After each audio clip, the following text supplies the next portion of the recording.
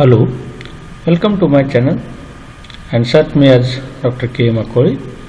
In this session, I am going to explain Vapour Absorption Refrigeration VAR, and in this I am going to explain about the Vapour Absorption Refrigeration principle, working, comparison between Vapour Absorption Refrigeration and Vapour Compression Refrigeration. First, I will explain the principle of working of the Vapour Absorption Refrigeration system, and in this one, Vapour Absorption Refrigeration system includes all the processes in the Vapour Compression Refrigeration system, such as pressurizing, that is just like a compressor, condensation, that is a condenser, expansion, the expansion follow through that one expansion taking place, evaporation, all it will be taking place but in the different way. The refrigerant used in Vapour absorption systems is a ammonia or lithium bromide. The ammonia or a lithium bromide are refrigerants used here.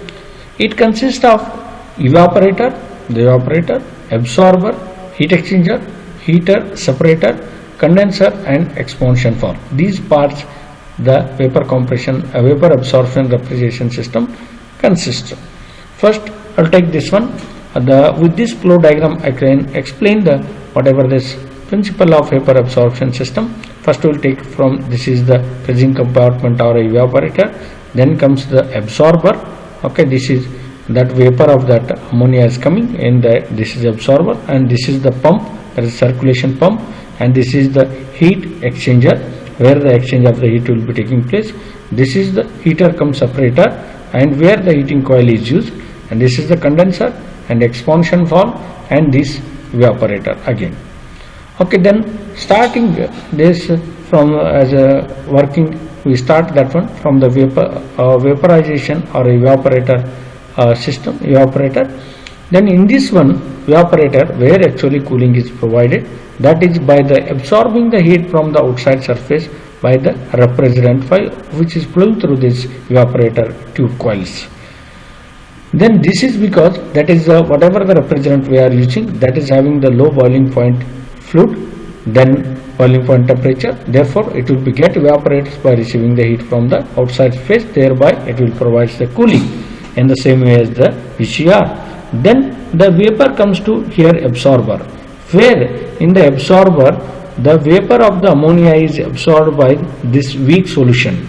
The weak solution of this dry ammonia vapor at low pressure comes here in the absorber. That becomes a weak solution is present in this one absorber, and by receiving the vapor it becomes a strong ammonia solution at low pressure. Then strong ammonia solution whatever is there, it by circulation pump it will be circulated.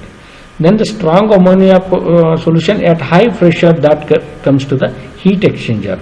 In this heat exchanger means it actually exchanges the heat from this one, the incoming strong ammonia solution whatever is there, it will at a lower temperature, and it receives the heat from this whatever the flow of the weak ammonia solution from the heater separator. Okay, that is at a higher temperature, and that will be transfer the heat to the low temperature strong ammonia solution. Then this strong ammonia solution becomes a warmer.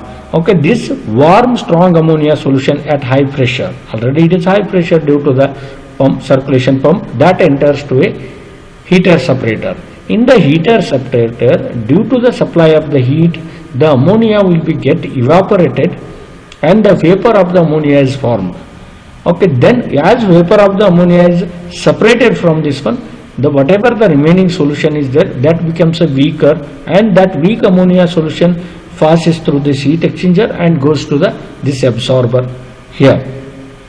Then after this one, the vapor form whatever is there, that is vapor will be goes to the condenser, this condenser, and while flowing through the condenser it rejects the heat to the outside air, and that will condense to a liquid state.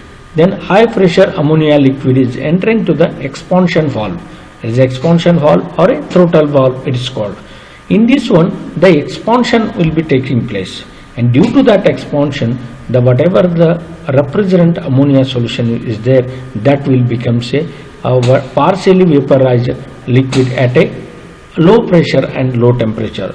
then that will be low pressure, low temperature refrigerant, ammonia refrigerant enters into the evaporator, and where it receives the outside heat and get evaporated, and the vapor of the ammonia solution will comes to the weak solution in the absorber.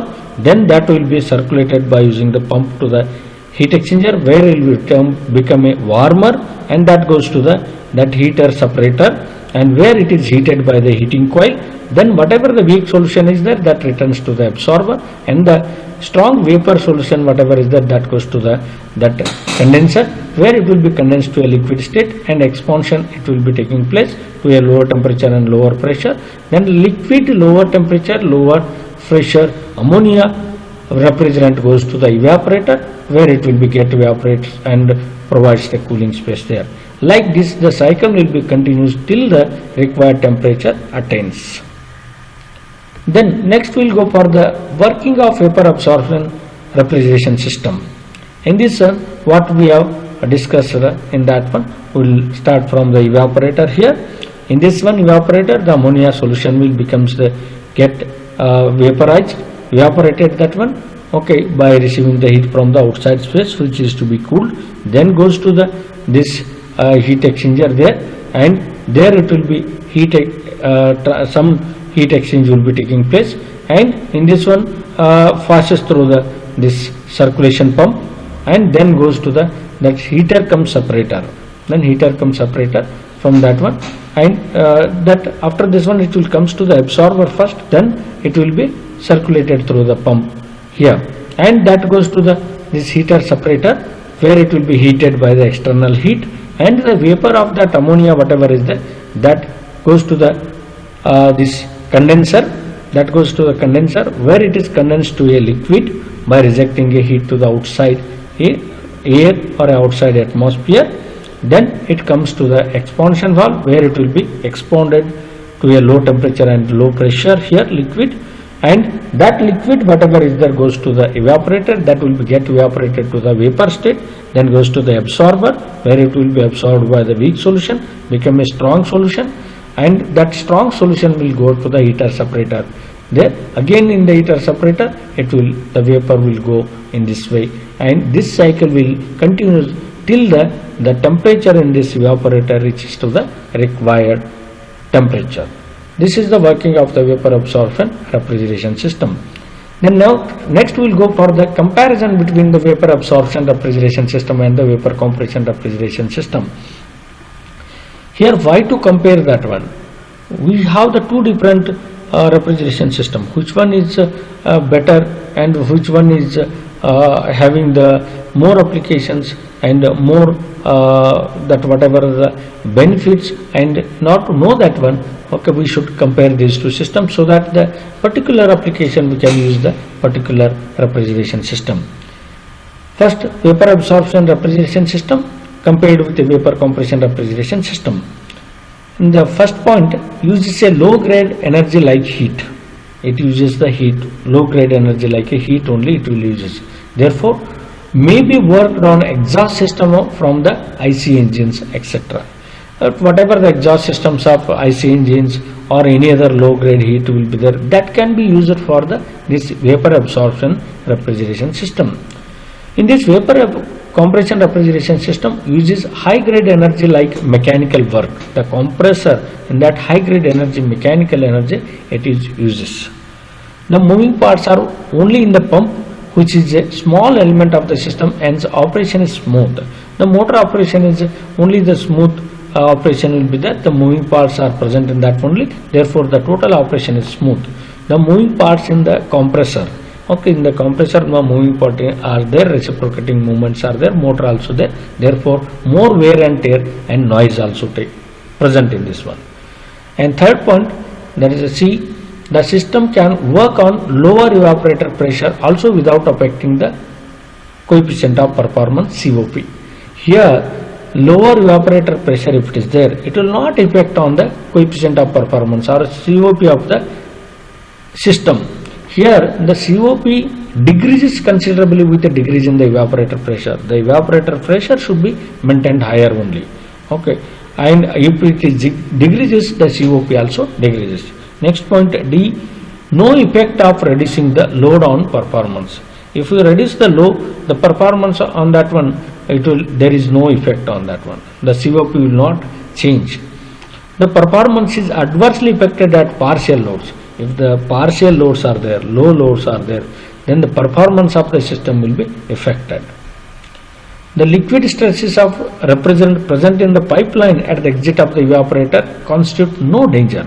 Even though at the exit of the evaporator, there are some traces of the liquid refrigerant present, okay, then it will not cause any danger to the system.